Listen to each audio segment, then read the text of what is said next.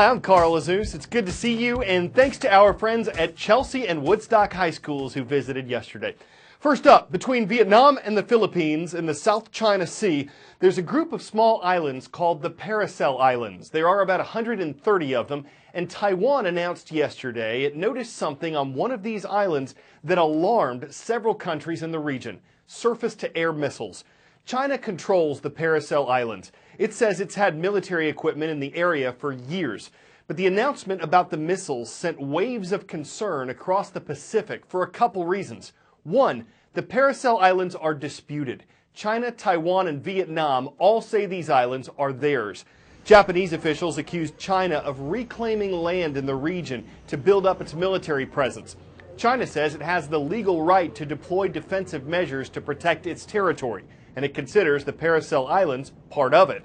Two, the deployment of the missiles happened as U.S. President Barack Obama called for Southeast Asian leaders to stop the militarization of the South China Sea.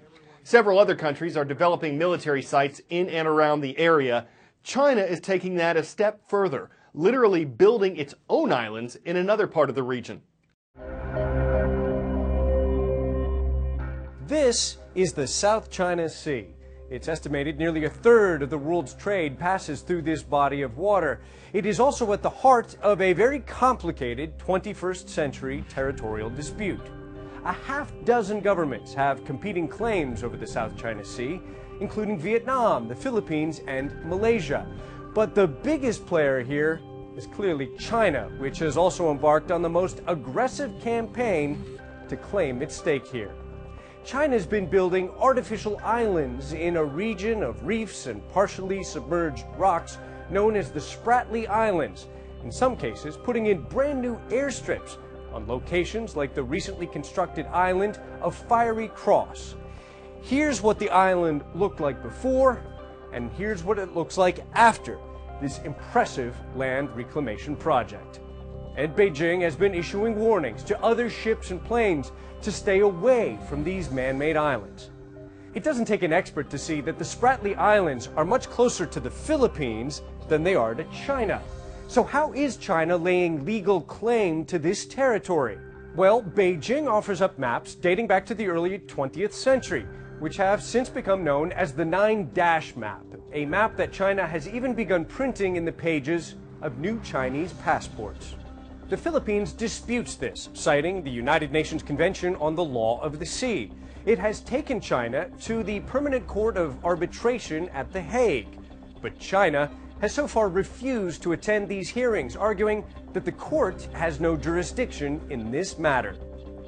The U.S. is supporting its longtime ally, the Philippines.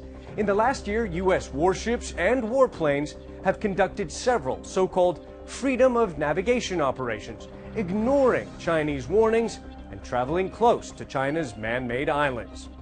China opposes the U.S. operations, calling them a threat to peace and stability in the region. But Beijing's actions have also alarmed many much smaller nations in the South China Sea. Critics argue that China is building the case for its territorial claims by quite literally building islands in the sea. Ivan Watson, CNN, Hong Kong. Up next, a case of engineers versus law enforcement. Last December, there was a terrorist attack at a holiday party in San Bernardino, California. 14 people were murdered, and the two attackers were later killed in a shootout with police. The Federal Bureau of Investigation confiscated the iPhone of one of the shooters, but it can't hack the phone to see what's on it without the terrorist's passcode. If investigators guess incorrectly 10 times, the phone will automatically erase all of its information. Tech company Apple makes the iPhone. It does not have the terrorist passcode, but the FBI wants Apple to create a special version of its software to load onto the phone, get around its security features, and allow law enforcement agents to hack it. On Tuesday, a federal judge ordered Apple to help the FBI break into the phone. But Apple CEO Tim Cook plans to fight that decision, saying creating a way around the device's security would be too dangerous, that it's impossible to compromise the security of that one iPhone without compromising the security of all iPhones. He said the order was an overreach by the U.S. government, but law enforcement officials say they need all the evidence they can get from the terrorists. I think the terrorist threats and criminal threats threaten their customers much more, being quite frank with you. And this is the crux of the issue. We need to get this issue resolved. The profit motive under the guise of protecting the interests of their customers over the interests of government to protect the lives of those customers.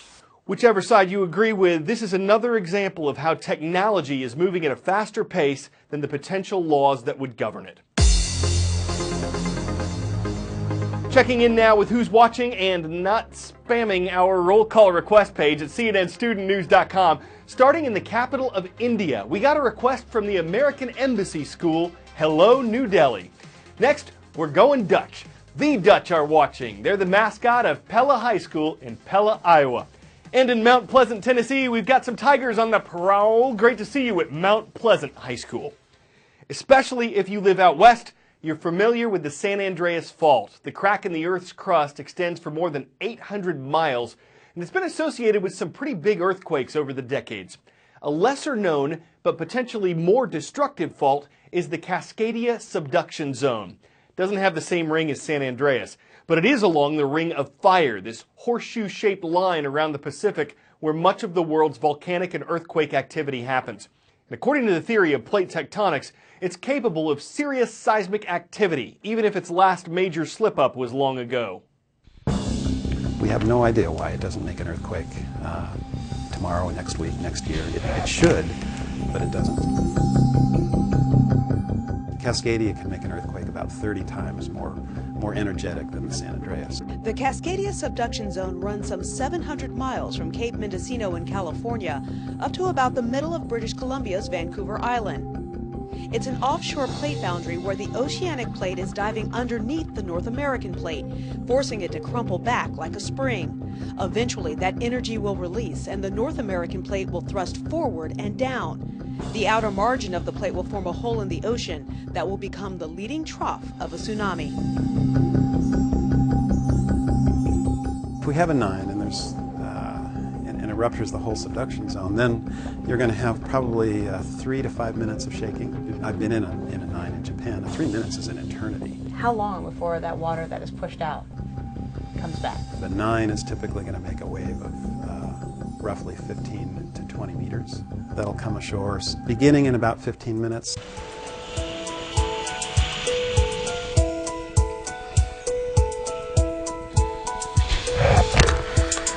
We're trying to put together a picture of the totality of what an earthquake and a tsunami would be like in a particular area. So you can build a city in here. They can simulate the actual generation of the tsunami offshore. We'll lose our transportation through the region almost instantly. So, help will have to come from the outside via aircraft.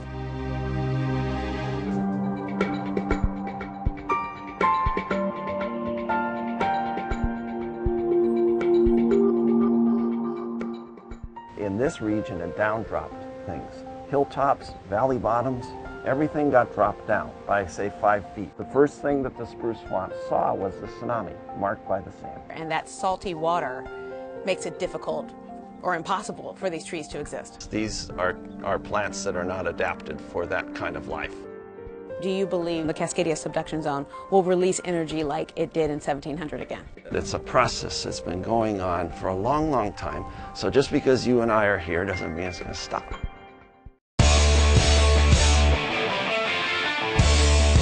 Before we go, sea lion selfie stick.